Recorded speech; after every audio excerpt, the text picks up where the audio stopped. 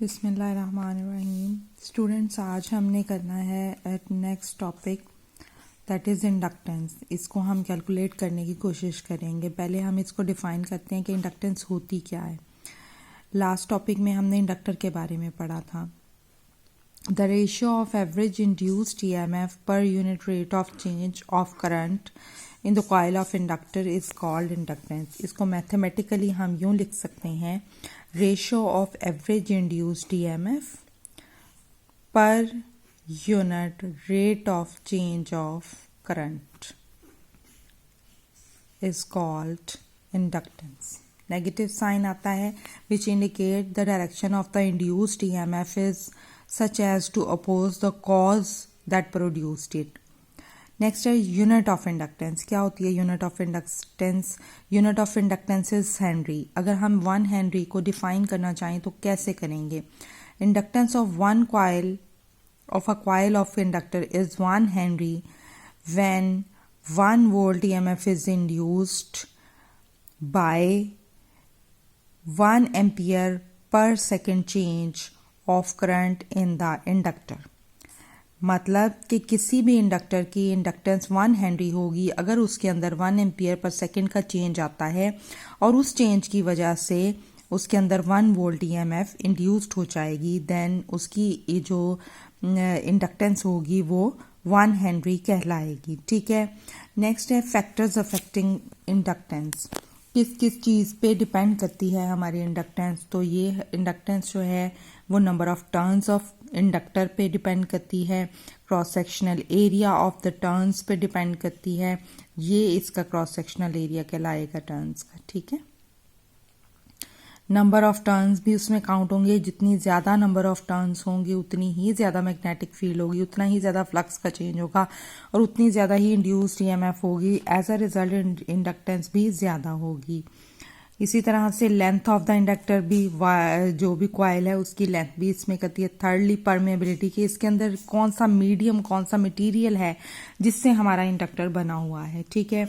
हम इंडक्टेंस को कैलकुलेट करने की कोशिश करते हैं इस स्पेसिफिक इंडक्टर के लिए। इसको कंसिडर कर लें से इस कंडक्टर की n नंबर ऑफ टर्न्स हैं हमारे पास और एक टर्न जो है वो टोटल जो करंट फ्लो उसके अंदर कर रहा है वो I है। ये जैसे कि शो कर रहा है, इस साइड से अंदर एंटर हो रहा है, इस साइड से ये एमिट हो रहा है।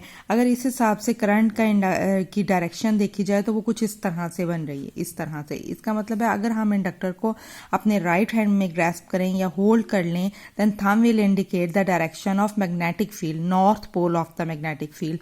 तो ये मैग्नेटिक फील्ड की डायरेक्शन आ जाएगी। आउटवर्ड लाइन्स ऑफ फोर्स होंगी, यहाँ से इनवर्ड होंगी। सो आउटवर्ड जो है, ये वाला जो थंब है जिस डायरेक्शन में था वो वाला हमारा नॉर्थ पोल होगा हमारे सोलेनॉइड का। ठीक है। तो से ये मैग्नेट बन चुका है करंट के पास करने से। आई करंट इसमें पास कर रहा है, एन नंबर ऑफ टर्न्स हैं इसकी, और जिनकी वजह से करंट की वजह से जो इंड्यूस्ड जो मैग्नेटिक फील्ड है वो बी है इंडक्टर के अंदर, जो करंट की वजह से प्रोड्यूस हुई है। अब ये जो मैग्नेटिक फील्ड है इसका कोई ना कोई मैग्नेटिक फ्लक्स है। ये जो लाइंस ऑफ फोर्स हैं ये मैग्नेटिक फ्लक्स को रिप्रेजेंट कर रही हैं। अब से हम सपोज कर लेते हैं कि a turn of the conductor that will have a magnetic flux of phi m। ठीक है। Flux in 1 turn of inductor is phi m।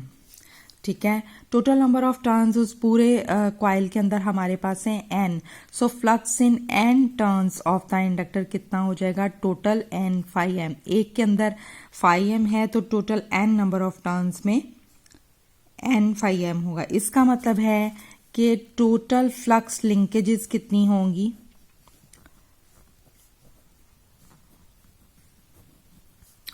n phi m। ठीक है।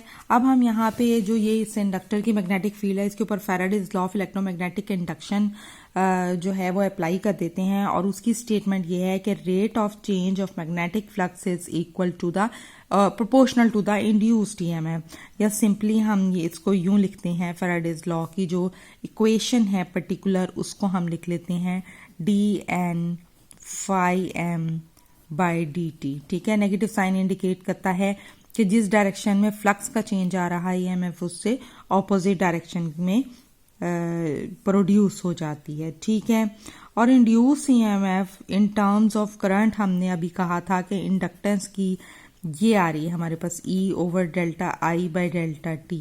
अगर यहाँ से देखा जाए तो इंड्यूस्ड ईएमएफ की वैल्यू हमारे पास आती है minus L delta I by delta T. ठीक है, जिसको इन टर्म्स ऑफ डेरिवेटिव हम यूं लिखेंगे D I by d t. ठीक है, तो इसका मतलब है ये भी है इंड्यूस्ड ईएमएफ को रिप्रेजेंट कर रहा है, ये भी इंड्यूस्ड ईएमएफ को रिप्रेजेंट कर रहा है, तो दोनों को हम इक्वल इक्वेट कर लेते हैं। यह जगह d n phi m by d t is equal to minus L d I by d t. ठीक है, माइनस माइनस से कैंसल आउट हो गया, डी टी से कैंसल आउट हो गया, बाकी हमारे पास क्या रह गया d n phi m is equal to L d I. इसको हम दोनों साइड से इंटीग्रेट कर लेते हैं एन फाई एम, तो इंटीग्रल और डेरिवेटिव एक दूसरे का उलट होते हैं, लिहाजा ये कैंसल आउट हो जाएंगे। यहाँ एल डी आई है, जब इसको इंटीग्रेट करेंगे यहाँ तो हमारे पास एन फाई एम आ गया है, एन फाई एम आ गया है, और यहाँ से जब इधर से इंटीग्रेट करेंगे तो डेरिवेटिव आई का है, एल कांस्टेंट है, लिहाजा यह जगह एल इंटू आई, तो इंडक्टेंस एल होती है, आई को उधर ले जाके डिवाइड कर देंगे, तो ये हमारे पास इंडक्टेंस आ गई of a inductor which have n number of turns.